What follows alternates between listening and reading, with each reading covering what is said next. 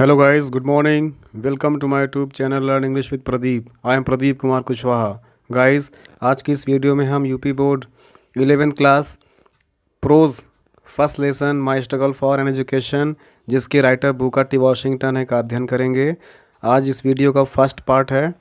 ये most important lesson है guys, 11th class का प्रोज का first chapter my struggle for an education, जो कि बुकर टी वॉशिंगटन जी के द्वारा लिखा गया है। आइए वीडियो स्टार्ट करते हैं। गाइस, वीडियो को अंत तक देखें, वीडियो बहुत महत्वपूर्ण है। इस वीडियो के बाद मैं नेक्स्ट वीडियो लाऊंगा जो कि इसका सेकंड पार्ट होगा, वो भी बहुत इंपॉर्टेंट है। तो गाइस, आइए वीडियो शुरू करते हैं। गाइस, अगर आपको वीडियो पसंद आए तो वीडियो को लाइक और शेयर करें तथा चैनल को सब्सक्राइब करें और बेल आइकॉन प्रेस करें, जिससे कि नई नई वीडियोस का नोटिफिकेशन आपको मिलता रहे। प्यारे बच्चों, आज की इस वीडियो में हम UP board 11th class English prose का first chapter my struggle for an education, जो कि बुकर टी वॉशिंगटन जी के द्वारा लिखा गया है, का अध्ययन करेंगे। ये बहुत ही इंस्पायरेबल और मोटिवेटिव लेसन है स्टूडेंट्स के लिए कि कैसे चाहे कितना भी लाइफ में स्ट्रगल करना पड़े, जो भी हमने जीवन में लक्ष्य बना लिया है, हमें हर हाल में उस लक्ष्य को प्राप्त करना चाहिए और उस लक्ष्य को प्राप्त करने के लिए अपने आप में डिटरमाइन होना चाहिए, दृढ़ संकल्प होना चाहिए और ये इच्छा शक्ति होनी चाहिए कि एक दिन हम अपने लक्ष्य को प्राप्त कर लेंगे। वास्तव में वैसा ही होगा, एक दिन आप अपने लक्ष्य को आसानी से प्राप्त कर लेंगे।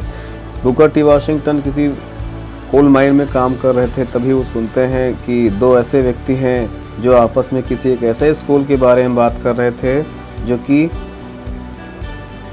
ब्लैक पीपल के लिए था, जो कि थोड़ा दूरी पर स्थित था। बुकर टी वॉशिंगटन ने तुरंत निश्चय कर लिया कि वो उस स्कूल जाएंगे और एडमिशन लेंगे और वहाँ पढ़ाई करेंगे, जबकि वो बिल्कुल नहीं जानते थे कि वह स्कूल कहाँ पर है, कितनी दूरी पर है, उनका एडमिशन हो पाएगा कि नहीं हो पाएगा। फिर भी उन्होंने तुरंत ही दृढ़ संकल्प ले लिया था और वास्तव में वो एक दिन निकल पड़ते हैं वहाँ पहुँचने के लिए अपने भाई और अपनी माँ का आशीर्वाद लेकर के, और बड़ी कठिनाई के बाद वो उस स्थान तक पहुंच जाते हैं। और वहाँ की जो प्रिंसिपल मैम थी, उनको इम्प्रेस करने के लिए, एडमिशन पाने के लिए वो कई प्रकार के प्रयास करते हैं।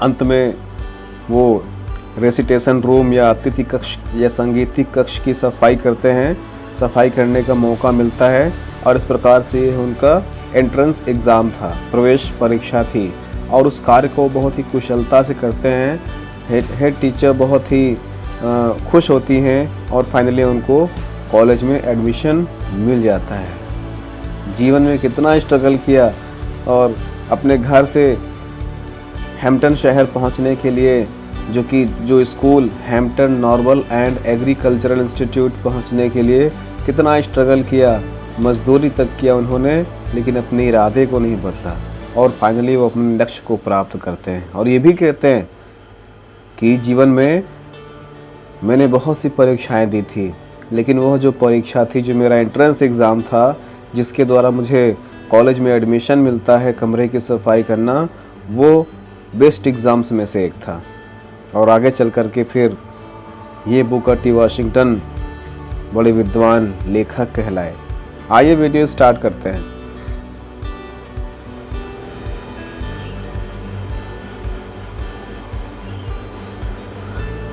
One day, while at work in a coal mine, I happened to overhear two miners talking about a great school for colored people somewhere in Virginia. Writer बोलते हैं, राइटर खुद के बारे में बोल रहे हैं इसमें, एक प्रकार से ये ऑटोबायोग्राफी ही समझिए।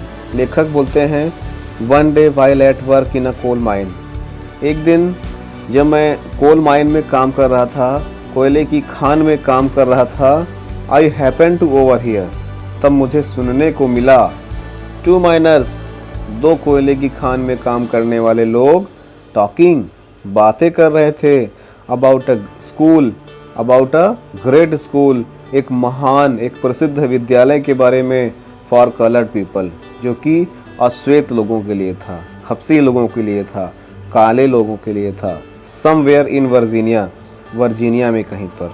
तो लेखक बोलते हैं, one day while at work in a coal mine, जब एक दिन मैं कोयले की खान में काम करते हुए I happen to overhear, मुझे सुनने को मिला, two miners talking about a great school, दो कोयले की खान में काम करने वाले लोग एक ऐसे स्कूल के बारे में बात कर रहे थे फॉर कलर्ड पीपल, जो कि अश्वेत लोगों के लिए था, समवेयर इन वर्जीनिया में कहीं पर स्थित था। तो दो कोयले की खान में काम करने वाले लोग एक ऐसे स्कूल के बारे में बात कर रहे थे जो कि अश्वेत लोगों के लिए था और वर्जीनिया में कहीं स्थित था। और जब मैं कोयले की खान में काम कर रहा था तब मैंने उनसे उस स्कूल के बारे में बात करते हुए सुना। This was the first time, ये पहला मौका था, आई हैड एवर हियर्ड, जो मैंने कभी सुना था, एनीथिंग, कुछ भी, about any kind of school और कॉलेज, इस प्रकार के स्कूल या कॉलेज के बारे में, दैट वाज मोर प्रिटेंशियस, जो मेरे लिए बहुत ही आकर्षक था, then the little coloured school in our town, हमारे गांव के या हमारे आसपास के छोटे स्कूलों की अपेक्षा। कहते हैं कि this was the first time, ये पहला मौका था, आई हैड एवर हर्ड, जब मैंने कभी सुना था, anything about any kind of school और कॉलेज, कुछ भी किसी स्कूल या कॉलेज के बारे में, दैट वाज मोर प्रिटेंशियस, जो मेरे लिए बहुत ही अट्रैक्टिव था, प्रिटेंशियस मीन्स अट्रैक्टिव या आकर्षक था, then the little coloured school in our town, हमारे टाउन के छोटे कलर्ड पीपल्स के लिए जो स्कूल थे उनकी अपेक्षा। हमारे टाउन में जो कलर्ड पीपल्स के लिए स्कूल थे उनकी अपेक्षा मुझे जिस स्कूल के बारे में वो लोग बात कर रहे थे वह मुझे अधिक आकर्षक लगा, प्रिटेंशियस लगा। गाइस वापिस देख लीजिए, one day while at work in a coal mine, एक बार कोयले की खान में काम करते समय, I happen to overhear, मुझे सुनने को मिला, two miners talking about a great school, दो लोग किसी महान विद्यालय के बारे में बात कर रहे थे फॉर कलर्ड पीपल, जो कि अश्वेत लोगों के लिए था, समवेयर इन वर्जीनिया में कहीं पर। तो एक दिन कोयले की खान में काम करते हुए मुझे सुनने को मिला कि दो कोयले की खान में काम करने वाले लोग एक ऐसे स्कूल के बारे में बात कर रहे थे जो कि कलर्ड पीपल्स के लिए था और वर्जीनिया में कहीं स्थित था। This was the first time, ये पहला मौका था, that I had ever heard, जब मैंने कभी सुना था, anything about any kind of school और कॉलेज, कुछ भी किसी स्कूल या कॉलेज के बारे में, दैट वाज मोर प्रिटेंशियस, जो मेरे लिए अधिक आकर्षक था, then the little coloured school in our town, हमारे टाउन में छोटे कलर्ड पीपल्स के स्कूल की अपेक्षा। नेक्स्ट पैराग्राफ देखते हैं। As they went on describing the school, जैसा कि उन्होंने स्कूल के बारे में वर्णन करना जारी रखा, बताना जारी रखा, इट सीम्स टू मी, मुझे ऐसा प्रतीत हुआ कि it must be the greatest place, अवश्य ही यह सबसे महान स्थान होना चाहिए ऑन अर्थ, धरती पर। कहते हैं जैसा कि उन्होंने इस स्कूल के बारे में बताना शुरू किया, ये बताते गए तो मुझे ऐसा लगा कि यह स्थान शायद इस संसार का सबसे महान स्थान होगा। Not even heaven presented more attraction for me, कहते हैं नॉट इवन हेवन, स्वर्ग भी नहीं, प्रेजेंटेड आकर्षक था, मोर अट्रैक्शन अधिक आकर्षक था, फॉर मी मेरे लिए, एट दैट टाइम उस समय। तो कहते हैं कि नॉट इवन हेवन प्रेजेंटेड, कहते हैं मुझे स्वर्ग भी उतना आकर्षक नहीं लग रहा था, एट दैट टाइम उस समय। Not even heaven presented more attraction, स्वर्ग भी मुझे उतना आकर्षक नहीं लग रहा था, दैट टाइम उस समय। Did the Hampton Normal and agriculture institute, जितना कि वह हैम्पटन नॉर्मल और एग्रीकल्चरल इंस्टीट्यूट जो कि वर्जीनिया में स्थित था। कहते हैं अगर मुझे स्वर्ग भी भेजा जाता तो मैं स्वर्ग जाने की अपेक्षा Hampton Normal and Agricultural Institute जाना पसंद करता। About which these men were talking, उसके बारे में जहाँ जिस स्कूल के बारे में वो लोग आपस में बात कर रहे थे। कहते हैं कि मुझे स्वर्ग भी जाना उतना पसंद नहीं था, मुझे स्वर्ग भी उपहार में देना उतना आकर्षक नहीं था जितना कि उस समय जिस स्कूल के बारे में बात कर रहे थे, Hampton Normal and agriculture institute, वह मुझे अधिक आकर्षक लग रहा था। आई रिजॉल्व एट वंस, मैंने तुरंत संकल्प कर लिया, टू गो दैट स्कूल, उस स्कूल जाने के लिए। I resolve at once to go to that school, मैंने तुरंत उस स्कूल जाने का निश्चय कर लिया। Although I had no idea, यद्यपि मेरे पास कोई आइडिया नहीं था, वेयर इट वाज, कि कहाँ पर है यह, हाउ मेनी माइल्स अवे, कितनी दूरी पर है, and how I was going to reach it, और मैं कैसे यहाँ पहुँचूँगा। कहते हैं मुझे बिल्कुल नहीं मालूम था, मेरे पास कोई आइडिया नहीं था कि यह कहाँ पर है, यह कितनी दूरी पर है और मैं यहाँ कैसे पहुँचूँगा। I was on fire constantly, कहते हैं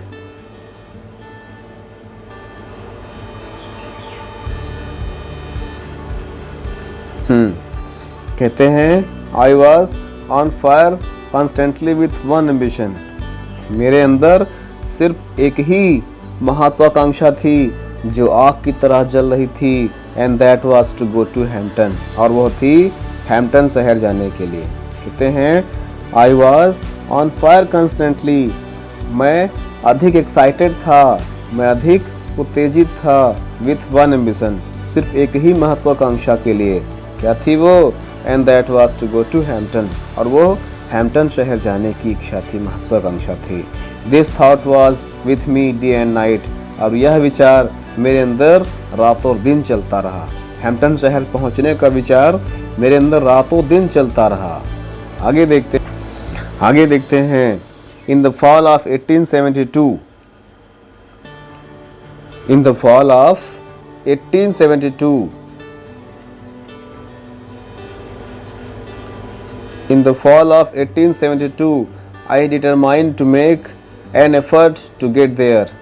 1872 को मैंने निश्चय किया अपने प्रयास को पूरा करने के लिए। जो मैंने विचार बनाया था, जिस उद्देश्य के लिए मैं रातों दिन मेहनत कर रहा था, हैम्पटन शहर जाने के लिए, पढ़ाई करने के लिए, तो वो दिन आ गया था, वो मौका आ गया था जब मुझे शुरू करना था, अपनी यात्रा शुरू करनी थी। तो कहते हैं In the fall of 1872, I determined to make an effort to get there.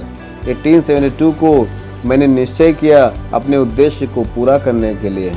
My mother was troubled with a grave fear. मेरी माँ उस समय गंभीर रूप से भयभीत थी, डरी हुई थी। कहते हैं My mother was troubled. मेरी माँ बहुत चिंतित थी, बहुत परेशान थी, with a grave fear. कष्ट से, परेशानी में थी। मेरी माँ बहुत चिंतित थी, मेरी माँ डरी हुई थी। दैट आई वॉज स्टार्टिंग, मैं स्टार्ट करने वाला था, out on the wild good case, जिस निरर्थक प्रयास के लिए। कहते हैं जिस निरर्थक प्रयास के लिए मैं अपने कार्य को जारी करने वाला था। Wild good case means useless work, निरर्थक कार्य। कहते हैं जिस निरर्थक कार्य के लिए मैं प्रयास करने वाला था, मेरी माँ उस विषय को लेकर बहुत चिंतित थी। एट एनी रेट, किसी भी कीमत पर, I got only a half hearted constant, बड़ी मुश्किल से मुझे अधूरे मन से अनुमति मिलती है, फ्रॉम हर, उनसे, दैट आई माइट स्टार्ट, जिससे मैं अपनी यात्रा शुरू कर सका। कहते हैं मेरी माँ ने अधूरे मन से मुझे मेरी यात्रा शुरू करने की अनुमति दी। I had very little money, मेरे पास बहुत कम पैसे थे, मेरे पास बहुत थोड़े पैसे थे, जिससे, अब कहते हैं आई हैड वेरी लिटिल मनी, मेरे पास बहुत थोड़े पैसे थे, विथ विच, जिससे, टू बाई क्लॉथेज, मैंने कपड़े खरीदे, एंड पे माई ट्रेवलिंग एक्सपेंस, और मैंने कुछ अपने यात्रा खर्च के लिए रख लिया। My brother John helped me, मेरे भाई जॉन ने मेरी मदद की, एज दैट ही कुड, जितना वो कर सके। मेरे भाई जॉन ने मेरी पूरी मदद की जितना वो कर सकते थे। But of course that was not a great deal, लेकिन वास्तव में वह मेरे लिए पर्याप्त नहीं था, वास्तव में वह मेरे लिए एक महान समझौता नहीं था। अर्थात मेरी मदर ने, मेरे भाई ने मेरी बहुत मदद की, लेकिन वास्तव में वह मेरे हैम्पटन शहर पहुंचने के लिए पर्याप्त नहीं था। फाइनली द ग्रेट डे केम। अंत में वह महान दिन आ गया। I started for Hampton. जब मैंने हैम्पटन शहर के लिए अपनी यात्रा शुरू की। I had only a small cheap cycle. मेरे पास केवल एक साधारण सा छोटा सा चीप सस्ता साइकिल बस्ता था। मेरे पास एक साधारण सा छोटा बस्ता था that contained a few articles of clothing, जिसमें बड़ी थोड़ी मात्रा में मैंने कुछ कपड़े रखे थे। आई कुड गेट, जो मैं प्राप्त कर सका था। मेरे पास एक छोटा सा चीप साइकिल था, छोटा सा सस्ता बैग था, जिसमें मैं कुछ कपड़े और थोड़े बहुत सामान रख सका था। My mother at the time was rather weak and broken in health. मेरी माँ उस समय बहुत ही कमज़ोर हो गई थी और दिल से टूट चुकी थी। अर्थात मेरी माँ का स्वास्थ्य ठीक नहीं था। I hardly expected to see her again. मैंने बड़ी मुश्किल से उन्हें पुनः देखने की आशा की थी। मैं कॉलेज जा रहा था पढ़ने के लिए और किसी वाइल्ड गूस केस के लिए निरर्थक प्रयास के लिए जा रहा था। मुझे नहीं मालूम था कि कहाँ जाना है, कितनी दूरी पर जाना है, मैं कैसे जाऊँगा और मैं कैसे लौट कर के आऊँगा। चूँकि इसीलिए मेरी माँ बहुत वीक थी, कमज़ोर थी और उनका स्वास्थ्य ठीक नहीं था और मुझे लग रहा था कि मैं शायद अपनी माँ से दोबारा मिल पाऊँगा या नहीं। कहते हैं and thus our parting was all more sad. और यही कारण था कि हमारी विदाई दुख भरी थी। She however was very brave दो इट ऑल। यद्यपि वह उस समय बहुत बहादुरी से पेश आती हैं। उन्होंने मुझे बहादुरी से विदा किया। उन्होंने मुझे शुभकामना, मुझे आशीर्वाद देकर के मुझे बहादुरी के साथ विदा किया। आइए आगे देखते हैं। The distance from Malden to Hampton is about 500 miles. कहते हैं द डिस्टेंस, दूरी, from Malden to Hampton, Malden शहर से हैम्पटन शहर की दूरी इज अबाउट 500 माइल्स, लगभग 500 माइल्स की है। By walking, begging rides both in wagon and in cars, in some way after a number of days I reach the Richmond. कहते हैं कि बाई वॉकिंग, पैदल चल करके, बेगिंग राइड्स, किसी से लिफ्ट लेकर के, both in wagon and in car, wagon में भी अर्थात बोगन में और कार्स में अर्थात रथ में, रथ का मतलब तांगे समझिए। इस प्रकार से वोगन में और कार्स के माध्यम से मैं लिफ्ट लेकर के किसी तरह से आफ्टर नंबर ऑफ डेज, कई दिनों के बाद आई reach the Richmond city of Richmond, मैं रिचमंड शहर पहुंच गया था। किसी प्रकार से लोगों से लिफ्ट लेकर के, वोगन घोड़ा गाड़ी, कार, रथ या तांगा, किसी प्रकार से घोड़ा गाड़ी और तांगा में और कुछ दूर तक पैदल चल करके मैं रातों दिन चलता रहा और एक रात में रिचमंड शहर पहुंच जाता हूं, जो कि वर्जीनिया 82 माइल्स फ्रॉम हैम्पटन, जो कि हैम्पटन से 82 माइल्स की दूरी पर था। जहां पे मैं रिचमंड शहर पहुंचा था, रिचमंड से वर्जीनिया और हैम्पटन पहुंचने की दूरी लगभग 82 माइल्स की थी।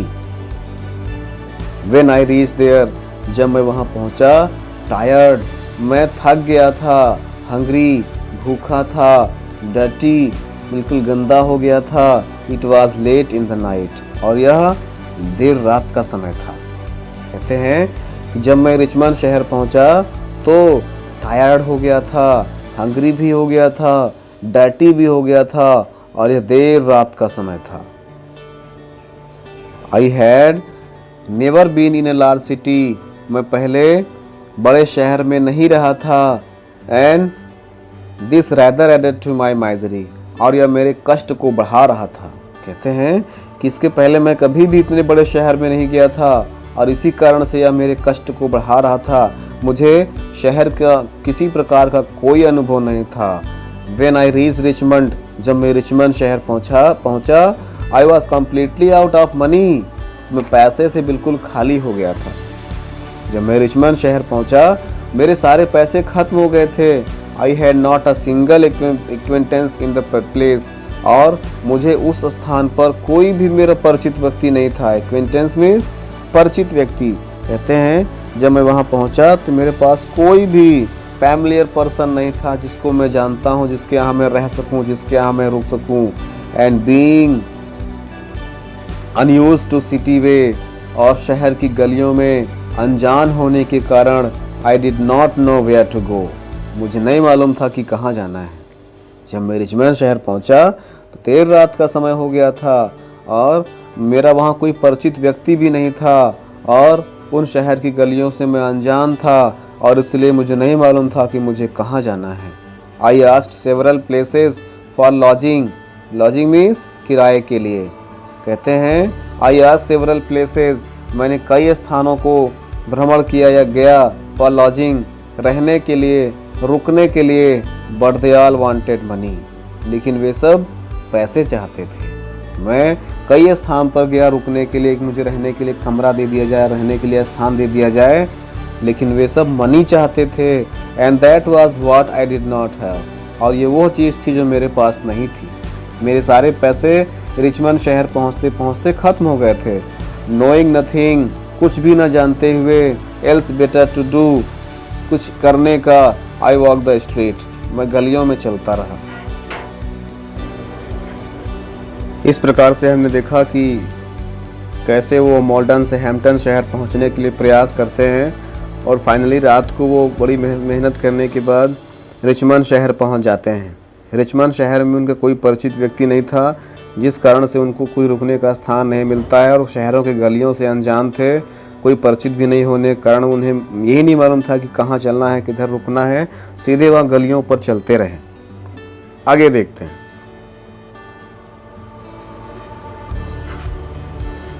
फिर राइटर बोलते हैं I must have walked the street till after midnight, आधी रात तक मैं गलियों में टहलता रहा, गलियों में चलता रहा। At last I became so exhausted, अंत में मैं इतना थक गया था, एग्जॉस्टेड मीन्स थक गया था, अंत में मैं इतना थक गया था कि I could not walk no longer, I could walk no longer, अब मैं थोड़ा भी आगे नहीं चल सकता था। I was tired, I was hungry, I was everything but discouraged. कहते हैं कि आई वॉज टायर्ड, मैं थक गया था, आई वॉज हंग्री, मैं भूखा था, आई वॉज एवरीथिंग, मैं सब कुछ हो गया था, बट डिस्करेज्ड, लेकिन निराश नहीं था। मैं थक गया था, मैं भूखा भी हो गया था, मैं सब कुछ हो गया था, लेकिन मैं निराश नहीं हुआ था। जस्ट अबाउट द टाइम, ठीक एक समय ऐसा आया, when I reach the extreme physical exaggeration, जब मैं पूर्ण रूप से शारीरिक थकान का अनुभव करने लगा। अर्थात एक समय ऐसा आ गया जब मैं बिल्कुल थक गया था, अब मेरे कदम बिल्कुल आगे नहीं बढ़ पा रहे थे। तो I came upon a portion of a street, तो मैं गली के कैसे किनारे पर पहुंचता हूँ, where the broad sidewalk was considerably elevated, जहाँ पर वो रास्ता थोड़ा सा एलिवेटेड था, थोड़ा सा उठा हुआ था। कहते हैं अंत में मैं कैसे स्थान तक पहुंच जाता हूं जो कि थोड़ा सा एलिवेटेड था, थोड़ा सा उठा हुआ था, कंसिडरेबली मीन्स पर्याप्त रूप से, ठीक है ना। कहते हैं कि जब मैं ऐसे अंत में मैं एक ऐसे स्थान तक आ गया जो कि थोड़ा सा चौड़ा स्थान था और थोड़ा सा उठा हुआ था। ब्रॉड मीन्स चौड़ा, साइडवॉक गली का किनारा, कंसिडरेबली अत्यधिक मात्रा में, एलिवेटेड उठा हुआ था। तो कहते हैं अंत में मैं एक ऐसे स्थान तक आ गया जो कि थोड़ा चौड़ा स्थान था और थोड़ा उठा हुआ था। I waited for a few minutes, कहते हैं I waited for a few minutes, कुछ देर तक मैंने इंतज़ार किया, till I was sure that, जब मुझे विश्वास हो गया कि नो पासर्स बाई, कोई भी पदयात्री कुड सी मी, मुझे देख नहीं सकता था। मैं कुछ देर तक वेट किया और जब मुझे यह एहसास हो गया कि कोई भी पदयात्री मुझे देख नहीं पाएगा, देन आई क्रेप्ट तब मैं फिसल गया, अर्थात एक किनारे खिसक गया, अंडर द साइड वॉक, उस गली के किनारे। कहते हैं जब मुझे दिखाई पड़ा कि आसपास ऐसा कोई भी व्यक्ति जो है नहीं है जो मुझे देख सकता है, तो मैं उस उठे हुए हिस्से के नीचे साइड में खिसक गया, स्लिप कर गया, एंड ले for the night on the ground, और उस जमीन पर लेट गया रात्रि बिताने के लिए, रात्रि विश्राम करने के लिए, with my cycle of clothing for pillow, और अपने जो कपड़े वाले बस्ते को तकिए के रूप में सिर में रख करके, तकिए वाले मैं अपने कपड़े को, जो कपड़े का सस्ता सा बैग था उसको अपने सिर में रख करके, पिलो के रूप में उसको रख करके ज़मीन पर लेट गया विश्राम करने के लिए। नियरली ऑल नाइट, लगभग पूरी रात, आई कुड हियर, मैं सुन सका, द ट्रम्प ऑफ फीट, पद चाप ओवर माई हेड, अपने सिर के ऊपर। पूरी रात में मुझे ऐसा लग रहा था कि जैसे मैं अपने सिर के ऊपर किसी के चलने की आवाज़ सुन रहा हूँ। कहते हैं पुल टाइप में था वो, तो पुल के नीचे वो लेट जाते हैं, थोड़ा सा ऊंचा हुआ स्थान था, पुल जैसा था, वहाँ उसके नीचे वो लेट जाते हैं, और उनको ऐसा लग रहा था कि उस पुल के ऊपर से होकर के पूरी रात कोई चल रहे हैं, कोई आ जा रहे हैं। आगे देखते हैं। The next morning I found my self somewhat refreshed, जब रात भर मैंने विश्राम कर लिया था, तो अगली मॉर्निंग आई फाउंड, मैंने पाया, माई सेल्फ, खुद को, समवॉट रिफ्रेश्ड, थोड़ा रिफ्रेश, थोड़ा तरोताज़ा। कहते हैं अगली सुबह जब मैं उठा तो मैं अपने आप को थोड़ा तरोताज़ा महसूस करता हूँ। But I was extremely hungry, लेकिन मैं बहुत ज़्यादा भूखा हो गया था, मैं एक्सट्रीमली हंग्री हो गया था। As soon as it become light enough for me, जैसे ही मेरे आसपास पर्याप्त रोशनी होती है, टू सी माई सराउंडिंग, अपने आसपास देखने के लिए। जब मेरे आसपास थोड़ा रोशनी होती है और जब मैं आसपास देख पाता हूँ, तो आई नोटिस दैट, मैंने ध्यान दिया कि I was near a large ship, मैं एक बड़ी सी जहाज के पास लेटा हुआ था। जब मेरी नींद खुली, थोड़ा रोशनी हुई, तो मैंने आसपास देखा, तो मैंने अपने आप को पाया कि मैं एक बड़ी सी जहाज के नज़दीक लेटा हुआ था। It seems to be unloading a cargo of pig iron, मुझे ऐसा लगा कि कच्चा लोहा, ये ढलवा लोहा उतारा जा रहा है। पिग आयरन, कच्चा लोहा, कार्गो, जहाज से, जहाज मीन्स जिसमें सामान आयात निर्यात किया जाता है, भारवाहक जहाज। तो कहते हैं कि it seems to be unloading a cargo of pig iron, कहते हैं उस कार्गो से मुझे ऐसा लगा जैसे कच्चा ढलवा लोहा उतारा जा रहा था। तो I went at once to the vessel, मैं तुरंत ही उस जहाज के नज़दीक पहुंचा, and asked the captain to permit me to help unload the vessel. कहते हैं कि जैसे ही मैं उस पिग आयरन को उतारते हुए देखता हूँ, तुरंत ही मैं उस जहाज के पास गया, एंड आस्क्ड द कैप्टन, और कैप्टन से पूछता हूँ, परमिट मी, कि मुझे अनुमति दे दें, to help unload the vessel, कि जहाज को खाली करने की मुझे भी अनुमति दे दें, जहाज से कच्चे लोहे उतारने की भी मुझे भी परमिशन दे दें, in order to get money, जिससे कि मैं कुछ पैसे कमा सकूं, फॉर फूड, भोजन के लिए। जैसे इन्होंने नाव देखा, जहाज देखी, जहाज के कैप्टन के पास जाते हैं और जहाज के कैप्टन से रिक्वेस्ट करते हैं कि उन्हें भी काम करने का मौका दिया जाए, जिससे कि वो कुछ पैसे कमा सकें और अपना भोजन की व्यवस्था कर सकें। द कैप्टन, वह कप्तान, अ वाइट मैन, जो कि एक गोरा व्यक्ति था, गोरा अंग्रेज था, who seems to be kind hearted, जो बहुत ही दयालु प्रतीत हो रहा था, कंसेंटेड, मुझे कंसेंट कर देते हैं, राजी हो जाते हैं, मुझे अनुमति दे देते हैं। आई वर्कड लॉन्ग इनफ, मैंने काफ़ी देर तक उसमें काम किया, टू अर्न मनी, पैसे कमाने के लिए, फॉर माई ब्रेकफास्ट, अपने सुबह के नाश्ते के लिए। तो ब्रेकफास्ट के लिए मैंने काफ़ी देर तक उस जहाज में, उस शिप में काम किया। And it seems to me as, और मुझे ऐसा प्रतीत हुआ जैसे, आई रिमेंबर इट नाउ, मुझे वह आज भी याद है, to have been about the best breakfast, कि वह मेरे लिए सबसे अच्छा ब्रेकफास्ट में से एक था, that I have ever eaten, जो मैंने उस समय किया था। कहते हैं मुझे आज भी याद है उस ब्रेकफास्ट के बारे में जो अच्छे ब्रेकफास्ट में से एक ब्रेकफास्ट था। कहते हैं मुझे वो दिन अच्छे से याद है जब मैं उस ब्रेकफास्ट को लिया था मेहनत करने के बाद। कहते हैं मेहनत करने के बाद अगर आपको जो भी मिलेगा वो अच्छा ही लगता है। अपनी मेहनत से किया गया है, अपनी मेहनत से कमाए गए पैसे से खाया गया है, इसलिए वो तो अच्छा लगेगा ही।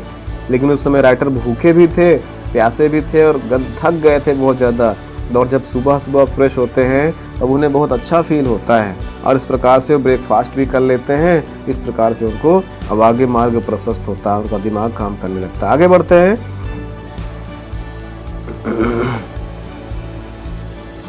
तो गाइज अभी तक के लिए इतना वीडियो इनफ है। ये फर्स्ट पार्ट था। इस फर्स्ट पार्ट को आप पढ़ेंगे और मैं जल्दी ही सेकेंड पार्ट इसका बनाऊंगा। और तब तक के लिए ओके गाइज, थैंक यू, जय हिंद।